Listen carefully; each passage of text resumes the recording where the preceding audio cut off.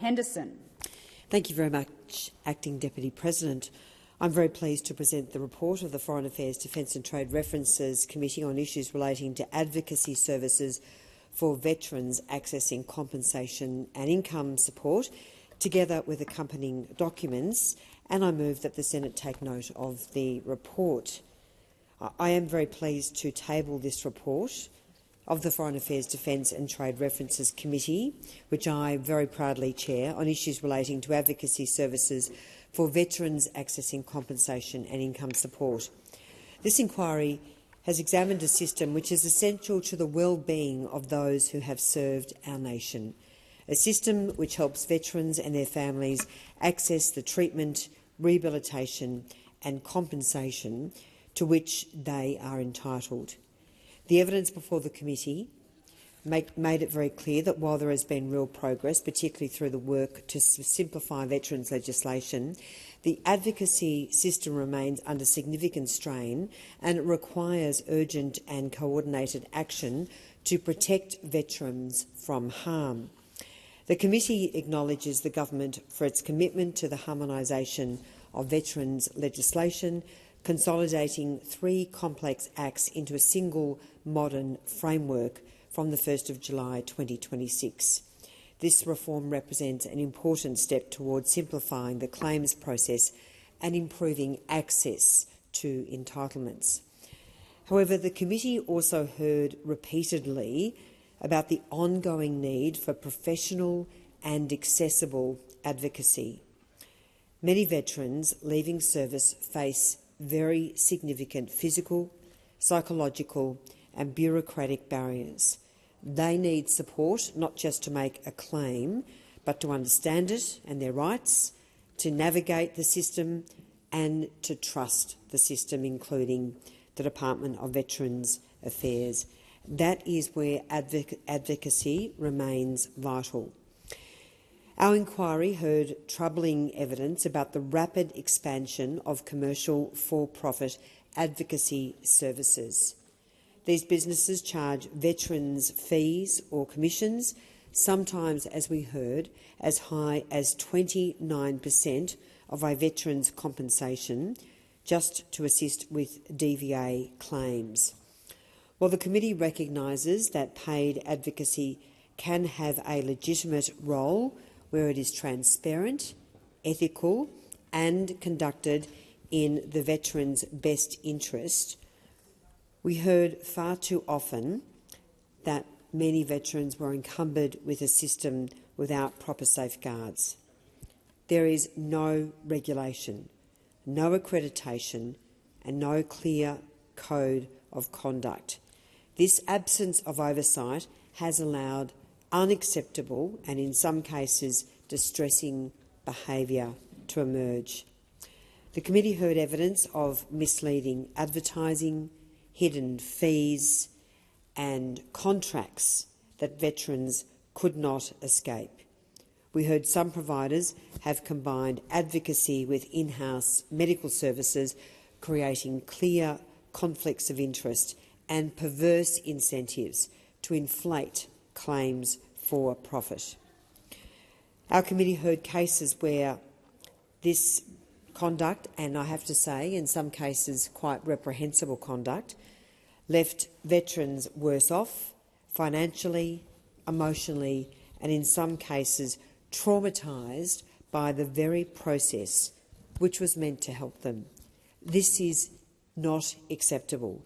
It undermines trust in the entire system and damages the integrity of the Department of Veterans Affairs work. The committee does not recommend the prohibition of paid advocacy outright. Veterans should have the choice to seek assistance from volunteer, not-for-profit or professional advocates as they see fit. But that choice must come with protections, transparent fees, capped costs and mandatory accreditation to ensure that all advocates, paid or unpaid, are held to the same ethical and professional standards. Advocacy must always be veteran-centric, never profit-driven. At the same time, the Free to the Veteran advocacy network, often delivered through ex-service organisations, is under enormous strain. It relies heavily on volunteers and limited government grants through the Building Excellence in Support and Training, or the BEST program, a system which has not kept pace with demand or the complexity of veterans' needs. Both this inquiry and the Royal Commission into Defence and Veterans' Suicide found that this model is unsustainable. The evidence is clear. We need a professional, stable and adequately funded free advocacy system to ensure no veteran is left vulnerable to predatory business models.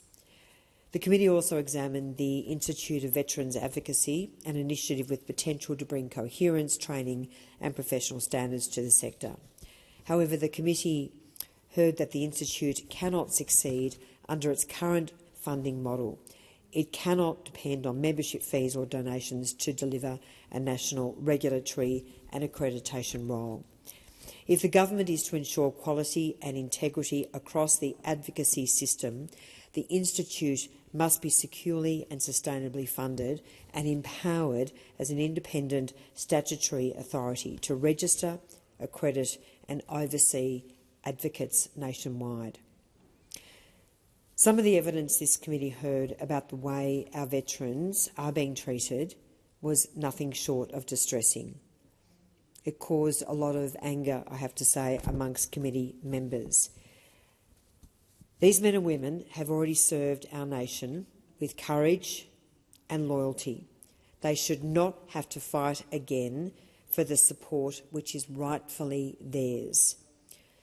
So our report and our recommendations call for urgent, coordinated government action to regulate commercial advocacy services to ensure transparency, cap pricing and veteran-centred conduct, to fully fund and empower the Institute of Veterans Advocacy as an independent national regulator, and to act on the Royal Commission recommendation and invest in a professional, sustainable, free-to-the-veteran advocacy system to ensure every veteran, regardless of means, has access to fair and competent support. It would be remiss of me not to note that, to their credit, the Department of Veterans Affairs has been implementing safeguards within the current legislative framework to protect veterans from unethical processes and practices. However, without government action, this issue will continue to spiral out of control. The government must now act swiftly and decisively with sustained investment to ensure that every veteran receives advocacy which is fair, professional and reflects the enormous commitment that veterans have made to our nation. So I finish by saluting our veterans. The Australian Senate and our committee that I proudly chair hear you. We stand with you and we will continue our fight to ensure you receive the respect, the support and the entitlements you so deserve. I commend our report to the Senate.